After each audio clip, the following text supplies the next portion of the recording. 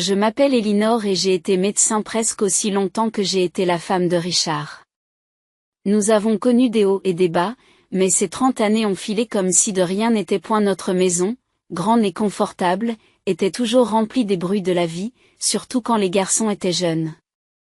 James et Oliver, nos fils, étaient aussi différents que le jour et la nuit, mais ils apportaient tous deux leur propre joie de vivre. Richard et moi, tous deux médecins, avons travaillé dur pour nous construire une vie confortable. Au fil des ans, nous avons réussi à acheter quelques appartements que nous avons loués pour gagner un peu plus d'argent. La vie semblait bien engagée, jusqu'au jour où Richard est rentré à la maison, pas les plus sérieux que je ne l'avais vu depuis des années. Elinor, il faut qu'on parle, dit-il d'une voix grave en déposant sa trousse médicale près de la porte. J'ai fait des examens la semaine dernière. Les résultats sont arrivés. C'est un cancer ? Elinor. Les mois qui suivent sont une succession de visites à l'hôpital, de traitements et de salles d'attente interminables. Richard s'est battu avec acharnement, mais le cancer était impitoyable. Voir l'homme le plus fort que je connaissais dépérir était une véritable torture. Aucune formation médicale ne vous prépare à cela. Un soir, alors que nous étions assis tranquillement dans le salon, Richard m'a pris la main. Elinor, si les choses ne se passent pas comme prévu, tu dois t'assurer que tout est réglé avec les garçons.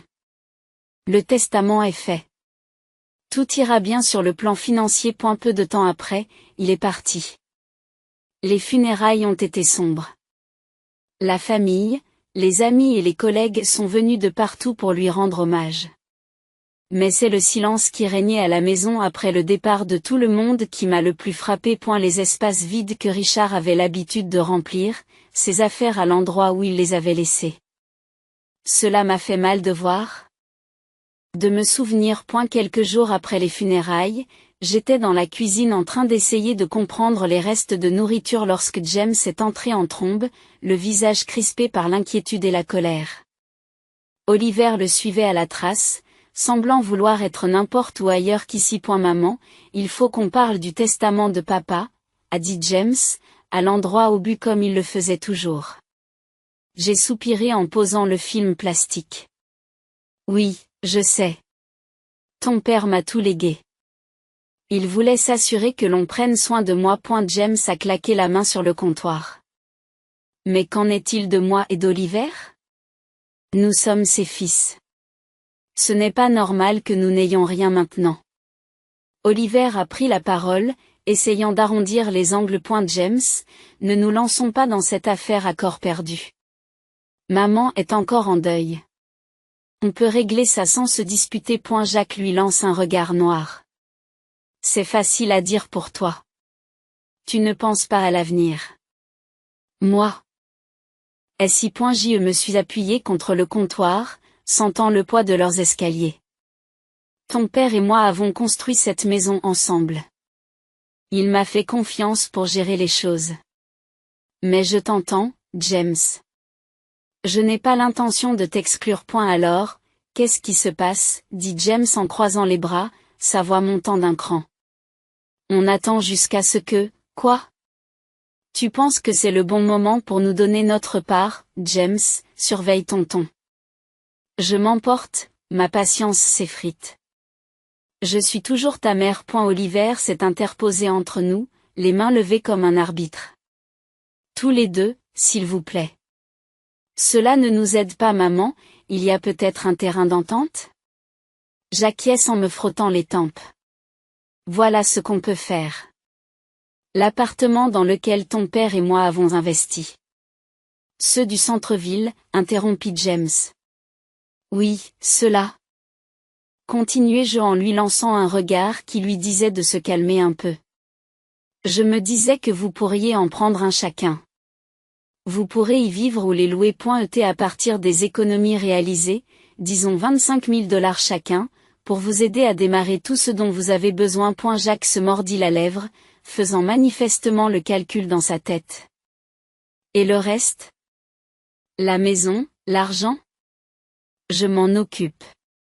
Pour l'instant. Quand je serai parti, elles te reviendront, selon la volonté de ton père. J'ai dit fermement. James avait l'air de vouloir discuter davantage, mais Oliver l'a poussé du coude. Réfléchissons mon vieux. C'est un bon début.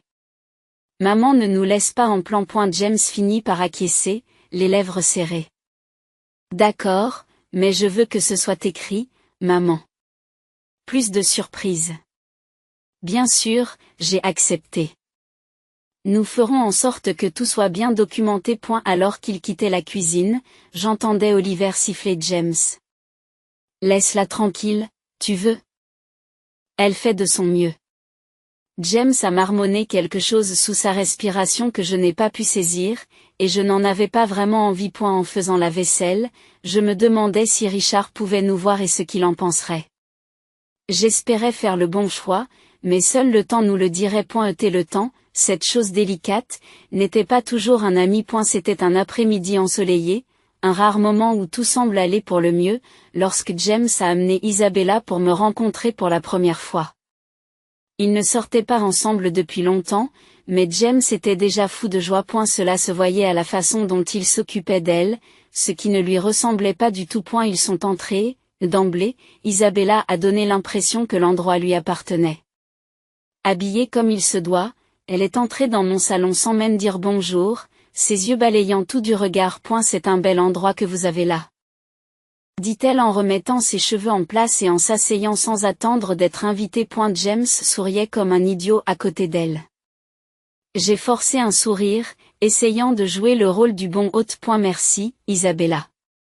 Je vous sers quelque chose? Un café, un thé, un café, c'est parfait, répondit-elle, puis elle se tourna vers James. Bébé, assure-toi qu'il soit noir, sans sucre. James acquiesça et se dirigea vers la cuisine. Je me retrouvai donc seul avec elle, assis dans mon propre salon, avec l'impression d'être l'invité. Le silence était gênant jusqu'à ce qu'elle le rompe. James m'a dit que vous étiez plutôt bien loti, commença-t-elle en observant le décor. Je suis habituée à un certain niveau, tu sais. Mes parents y ont veillé. C'est bon à entendre, dis-je, ne sachant pas trop quoi ajouter. James revient avec le café et tend sa tasse à Isabella. Elle en prend une gorgée et fait la grimace. C'est bon. De toute façon. Nous avons discuté de notre avenir ensemble. On se projette dans l'avenir, tu vois, c'est sage, dis-je en jetant un coup d'œil à James, espérant qu'il me donnerait un indice sur l'orientation de cette conversation. Isabella pose sa tasse. Oui, et en parlant de planification, nous pensions au mariage. Tu sais que je veux quelque chose de spécial, James te l'a probablement dit. J'ai vu cet endroit, parfait pour un dîner de répétition, mais c'est un peu cher. Il faut compter environ $30 000. Je me suis étouffée avec mon café. 30,000? Juste pour le dîner de répétition, James est intervenu. Maman, c'est important pour Bella. Nous voulons bien commencer les choses. J'ai posé ma tasse, sentant une tempête se préparer à l'intérieur. C'est beaucoup d'argent pour un dîner, Isabella. Nous devons être raisonnables. Le visage d'Isabella se durcit. Raisonnable? James dit que vous avez les moyens. Je ne vois pas pourquoi nous devrions faire des compromis sur quelque chose d'aussi important. Jacques acquiesçait, mais je lisais le malaise dans ses yeux. Il savait qu'il en demandait trop. Je suis d'accord pour qu'on fasse la fête. Ai-je dit, en essayant de garder une voix égale. Mais $30 000, c'est excessif. Je ne peux pas justifier cela. Isabella se lève, sa chaise raclant bruyamment le sol. Je n'ai pas l'habitude de faire des compromis, Eleanor. James a essayé d'arranger les choses. Maman, on peut peut-être trouver un terrain d'entente. Il n'y a pas de terrain d'entente sur $30 000 pour un dîner, James. C'est définitif. J'ai craqué, perdant patience. Isabella a ramassé son sac à main et m'a jeté un regard noir. Très bien. Si c'est comme ça que ça va se passer, il faut peut-être revoir certaines choses. Elles sont parties peu après, et je suis restée assise, ébranlée par cette rencontre. Cette fille avait le culot de venir chez moi, de boire mon café et de me dire comment dépenser mon argent. C'était comme une gifle, un réveil auquel je n'étais pas prêt. J'étais à l'épicerie quand James et Isabella ont décidé de repasser. À mon retour, Oliver les recevait maladroitement dans le salon. L'atmosphère était tendue, du genre à vous donner envie de faire demi-tour et de partir, mais c'était ma maison, alors j'ai pris mes jambes à mon cou et je suis entrée. Isabella, maquillée comme d'habitude, m'a tendu une liste dès que j'ai posé mes sacs de courses. Éléanor, nous avons beaucoup réfléchi au cadeau de mariage, et voici ce que nous avons décidé. J'espère que ce sera plus facile à gérer pour toi. J'ai parcouru la liste qu'elle m'a tendue. Elle était étonnamment raisonnable, des appareils de cuisine, de la belle porcelaine, et même quelques meubles. Cela semble tout à fait raisonnable, me suis-je dit. Ressentant un soulagement momentané. Je pense que ce sont de très bons choix. C'est vrai? Jacques a regardé Isabella, une expression d'espoir traversant son visage. Mais alors que je m'apprêtais à discuter de l'endroit où nous pourrions acheter ces articles, l'expression d'Isabella changea brusquement. Elle a sursauté. Oh non, ce n'est pas bien. Rends-moi ça. Elle m'arrache la liste des mains et fouille dans son sac pour en sortir une autre feuille. Voici la liste. Cette nouvelle liste n'avait rien à voir avec la première. Elle comprenait un appartement, une voiture de luxe, des vacances exclusives et même des bijoux en diamant. Ma mâchoire s'est décrochée. C'est une blague, Isabella n'a pas bronché. Ce n'est pas une blague, Éléanor. Ce sont les cadeaux que nous attendons. Seulement ce qu'il y a de mieux pour notre mariage. Je l'ai regardé fixement, puis j'ai regardé James, attendant qu'il dise quelque chose. N'importe quoi pour suggérer qu'il n'était pas d'accord avec cette folie. Mais il est resté là, à nous regarder l'un l'autre, visiblement troublé, mais silencieux. Je n'ai pas pu me retenir. James, pourquoi la laisses-tu faire ça? Tu sais que ce n'est pas raisonnable. Isabella a pris la parole, sa voix s'élevant. Cela ne te concerne pas, Éléanor. Tu n'as qu'à payer et à te taire. C'est alors qu'Oliver se lève, le visage dur. Ça suffit, Isabella. Tu ne vas pas parler à notre mère comme ça. C'est sa maison, et tu as dépassé les bornes. Tu dois partir. Et tout de suite. Et la tension régnait dans la pièce, tandis que Jacques et Isabella rassemblaient leurs affaires. Isabella marmonnait sous sa respiration, visiblement en colère. C'est ridicule. Nous nous en souviendrons. Ils sont partis et la porte s'est refermée derrière eux. En m'asseyant. J'ai senti le poids de toute cette situation peser sur moi. Oliver s'est assis à côté de moi et a passé un bras autour de mes épaules. On va trouver une solution, maman. Mais tu ne peux pas les laisser te forcer à donner plus que tu ne peux ou que tu ne devrais. Ce n'est pas bien. Il avait raison, bien sûr. Mais alors que j'étais assise avec mon fils, je ne pouvais m'empêcher de m'inquiéter pour James. Comment les choses avaient-elles pu dégénérer à ce point? Comment pouvait-il ne pas voir ce que cela faisait à notre famille? Le silence qui a suivi était rempli d'inquiétude non exprimée et de crainte pour l'avenir. J'ai alors compris que c'était loin d'être fini.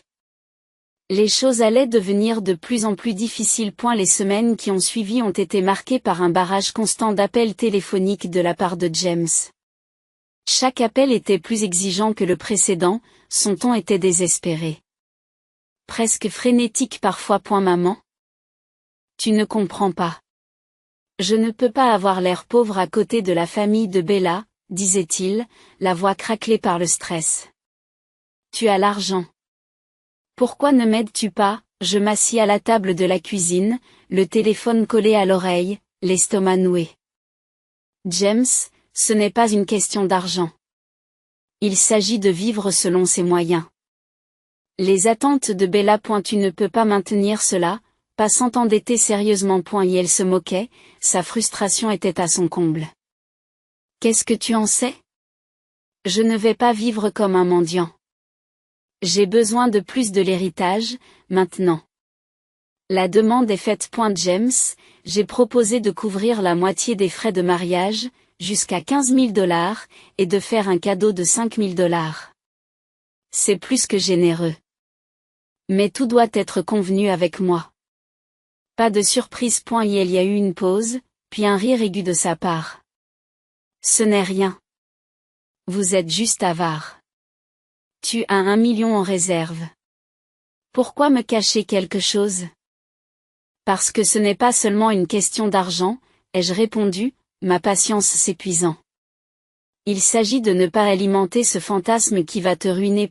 Elle criait maintenant, assez fort pour que je doive éloigner le téléphone de mon oreille. Je n'ai pas besoin de ça.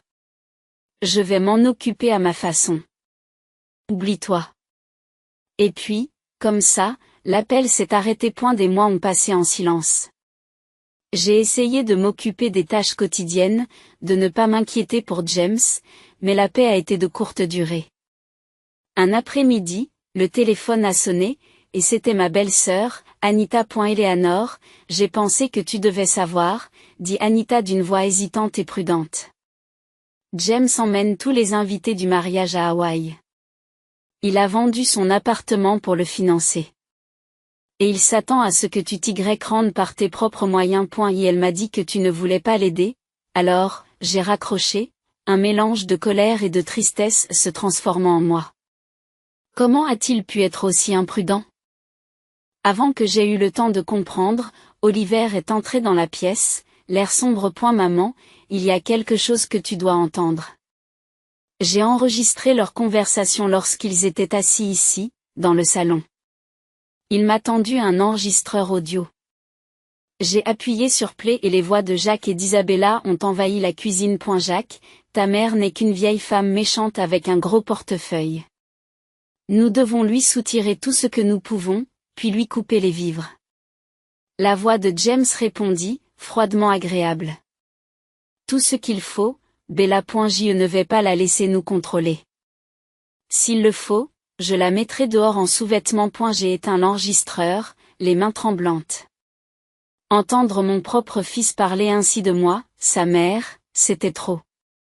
La pièce tournait tandis que j'essayais de comprendre la profondeur de sa trahison. Et la décision de m'envoler pour Hawaï n'a pas été prise à la légère. Oliver était à mes côtés. Tous deux tendus mais déterminés à affronter ce qui nous attendait. Lorsque nous avons atterri et que nous nous sommes approchés du lieu de la cérémonie, j'ai été stupéfaite par l'opulence de l'ensemble. Il y avait des fleurs partout, des lumières brillantes comme des étoiles dans le ciel du soir et de la musique qui flottait dans l'air. En entrant dans la salle, j'ai vu James et Isabella se mêler aux invités. Ils avaient l'air d'un couple parfait, tout en sourire et en rire. Mon cœur se serra de voir mon fils si perdu dans ce paradis artificiel. Avant que je puisse faire un pas de plus vers eux, Isabella nous a aperçus. Son sourire a disparu, remplacé par un air renfrogné, et elle s'est approchée, ses talons au claquant avec colère contre le sentier de pierre. Tu ne devrais pas être ici, siffla-t-elle en s'arrêtant à quelques centimètres de moi, sa voix étant suffisamment forte pour attirer l'attention. C'est mon jour, et tu n'es pas le bienvenu. J'étais stupéfaite.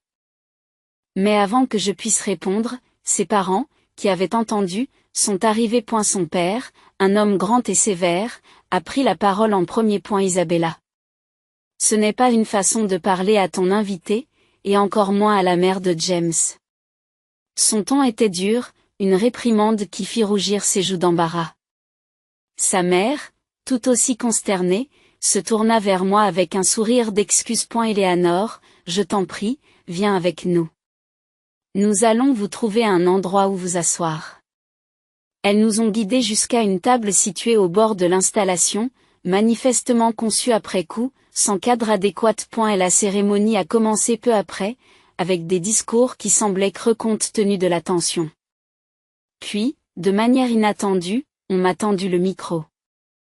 Je me suis levée, les jambes tremblantes, mais la détermination ferme. Je suis venue ici aujourd'hui pour souhaiter à mon fils et à sa nouvelle épouse un avenir heureux. J'ai commencé. La voix ferme malgré les tremblements intérieurs. Mais je crois aussi à l'honnêteté et à l'intégrité, ce qui a cruellement manqué dans les événements qui ont mené à ce jour. Le visage d'Isabella est passé du rose au rouge, ses yeux me lançant des coups de poignard. On m'a demandé de l'argent, encore et encore, d'une manière qu'aucune personne raisonnable ne trouverait justifiable. Lorsque je n'ai pas pu répondre à ces demandes, on m'a menacé de me séparer de ma famille et de mes futurs petits-enfants. Ma voix s'est un peu affaiblie, mais j'ai continué. Oliver, voyant ma détresse, s'est approché, posant une main de soutien sur mon épaule. Je l'ai salué d'un signe de tête, puis j'ai allumé l'enregistrement audio qu'il avait réalisé. Et la voix d'Isabella emplissait l'air, froide et calculatrice, discutant de la manière dont ils allaient me soutirer plus d'argent. La voix de James approuvait, disant qu'il était prêt à me laisser sans rien pour le bien de sa fiancée. Et la foule a murmuré. L'air était chargé de choc et de désapprobation. J'ai éteint l'enregistreur, le silence était pesant. J'ai donné à mon fils un appartement et $25 000, et pourtant, ce n'était jamais assez. Aujourd'hui, je le dis clairement, je ne me laisserai pas traiter comme un distributeur de billets ni menacé. Je renie James et Isabella. Je leur souhaite bonne chance, mais à partir d'aujourd'hui, je choisis de me retirer de leur vie. La réaction a été immédiate. Isabella a crié, sa voix était stridente et sauvage. Vous avez gâché mon mariage. Je te maudis. Après tout ce qui s'était passé, le retour à la maison a été doux amer. Dans le calme, j'ai pris une décision qui m'a surpris moi-même. J'ai quitté mon travail. J'avais passé des années à soigner les autres en tant que médecin, mais maintenant, il était temps de me soigner moi-même et de reconstruire la vie que les récentes tempêtes avaient éparpillée. Oliver, béni soit-il, venait d'être diplômé d'une école d'art et débordait d'idées et d'ambition. Avec les $25 000 que je lui avais donnés, il a ouvert son propre salon de tatouage. Ce n'était pas n'importe quel salon, il est rapidement devenu un lieu où l'art et la peau se rencontraient dans des expositions étonnantes. Oliver a mis toute son âme dans son travail, et cela a porté ses fruits. Il a commencé à participer à des concours de tatouage, très vite, son nom était sur toutes les lèvres. En un rien de temps, il a ouvert d'autres établissements, créant un réseau de salons qui est devenu un point névralgique pour les amateurs de tatouage. Je le regardais dessiner jusque tard dans la nuit, son dévouement contrastant fortement avec le chaos que son frère avait choisi. Je lui disais, « Tu t'en sors très bien, Oli », la fierté gonflant dans ma poitrine. C'est au cours de ces mois calmes que James est réapparu. Un après-midi, il s'est présenté à la porte, les yeux fatigués, les épaules affaissées. Si différent de l'homme ambitieux et vif qu'il était auparavant. Maman, il faut que je te parle, dit-il sans attendre qu'on l'invitait à s'asseoir. Sa voix était lasse, bien loin du ton exigeant auquel je m'étais habitué. Je soupire et lui fais signe de continuer. Qu'y a-t-il, James? C'est Bella, elle me rend fou. Encore et encore, rien n'est jamais assez. J'ai trouvé un deuxième emploi, mais ce n'est toujours pas assez pour elle. Ces mots étaient désespérés, mais ils ne pouvaient pas effacer le passé aussi facilement. James, je t'avais prévenu. Je t'ai dit que vivre comme ça, avec quelqu'un comme elle, c'est insoutenable. Il se frotta le visage, la frustration était évidente. Je sais que tu l'as fait, mais je pensais. Sa voix s'éteignit, le désespoir prenant la place de l'explication. Penser quoi? Que l'argent allait apparaître parce que tu le voulais? Mon ton était dur. Mais des années de frustration refoulée m'empêchaient de l'adoucir. Regarde ton frère. Il a commencé avec la même somme et a réussi à faire quelque chose de sa vie sans marcher sur les autres. James s'est hérissé. Oui, mais tout le monde n'est pas comme Oliver, n'est-ce pas? J'ai aussi des droits sur l'héritage, tu te souviens? Et quand tu seras parti, c'est à moi qu'il reviendra. C'était la goutte d'eau qui faisait déborder le vase. Sors, James, ai-je dit, la voix froide et résolue. Et ne reviens pas. Pas cette fois. Tu as choisi ta voie. Sa mâchoire s'est crispée. Pendant un instant, j'ai cru qu'il allait encore argumenter. Puis il s'est retourné et est sorti, la porte se refermant derrière lui. Alors que je restais dans le silence qui suivit, Oliver descendit, ayant entendu la dernière partie de notre échange. Ça va, maman? J'ai hoché la tête, l'entourant de mes bras. Je vais bien maintenant. Grâce à toi. Concentrons-nous sur le bien que nous pouvons faire. Sur la vie que nous pouvons construire. Il m'a rendu mon étreinte, sa présence m'assurant que tout n'était pas perdu. À ce moment-là, j'ai su qu'en dépit des chagrins d'amour, le voyage en valait la peine. Nous étions là l'un pour l'autre, et c'était suffisant pour continuer à aller de l'avant. Une fois la tempête passée avec James, notre maison a retrouvé un calme que je n'avais pas ressenti depuis des années. C'est au cours de cette période de calme qu'Oliver a ramené quelqu'un de spécial à la maison. Elle s'appelait Sarah et était tout ce qu'Isabella n'était pas, gentille, humble et véritablement attentionnée. Au fil des semaines et des mois, leur relation s'est renforcée et ils ont bientôt annoncé leur fiançailles. Le mariage, contrairement à l'affaire extravagante qu'était James, était une cérémonie simple et sincère dans notre jardin. Les fleurs du jardin, les décorations faites maison et un petit groupe d'amis proches et de membres de la famille ont rendu cette journée parfaite. Pendant la réception, j'ai pris Oliver à part. Tu as choisi une femme merveilleuse, lui ai-je dit, la voix chargée d'émotion. Il m'a serré la main. J'ai appris des meilleurs, a-t-il répondu en me lançant un regard complice. Et la vie a évolué rapidement après cela. Ils ont vendu l'appartement que j'avais donné à Oliver, ajoutant un peu de leurs économies pour acheter une petite maison confortable à quelques kilomètres de la Pointe. Par un après-midi ensoleillé, alors que nous prenions le thé dans leur nouveau salon, Sarah nous a annoncé une nouvelle. Éléanor, nous attendons des jumeaux. A-t-elle annoncé, les yeux brillants d'excitation. J'ai failli laisser tomber ma tasse, submergée par la joie. Des jumeaux. Oh, mon Dieu, c'est merveilleux. Oliver rayonne, sa fierté est évidente. Nous voulions que tu sois la première à le savoir. Nous sommes vraiment heureux. Maman. Des jumeaux, répétai-je, laissant les mots couler. Des petits-enfants. C'était un nouveau chapitre, que j'avais hâte de commencer. Quant à James, les nouvelles étaient rares. Aux dernières nouvelles, il avait divorcé d'Isabella. Elle avait presque tout emporté lors de la séparation, le laissant repartir à zéro dans une autre ville. Malgré la douleur qu'il avait causée, je souffrais de savoir qu'il était là, quelque part, à se débattre à cause de ses choix. Un soir, alors que j'étais assise à regarder de vieux albums de photos, Oliver est venu s'asseoir à côté de moi. Il a remarqué une photo de James et moi datant de plusieurs années. « As-tu déjà eu de ces nouvelles ?» me demanda-t-il doucement. J'ai secoué la tête. Non. Après tout, il a choisi sa voie, et je dois respecter cela, même si cela me brise le cœur. Oliver m'a entouré d'un bras. C'est toujours mon frère, maman. Peut-être qu'un jour, il reviendra à lui. Peut-être, acquiesçai-je. Sans vraiment être sûr d'y croire. Mais pour l'instant, nous avons de quoi nous occuper, surtout avec ces jumeaux qui arrivent. Oliver s'esclaffe.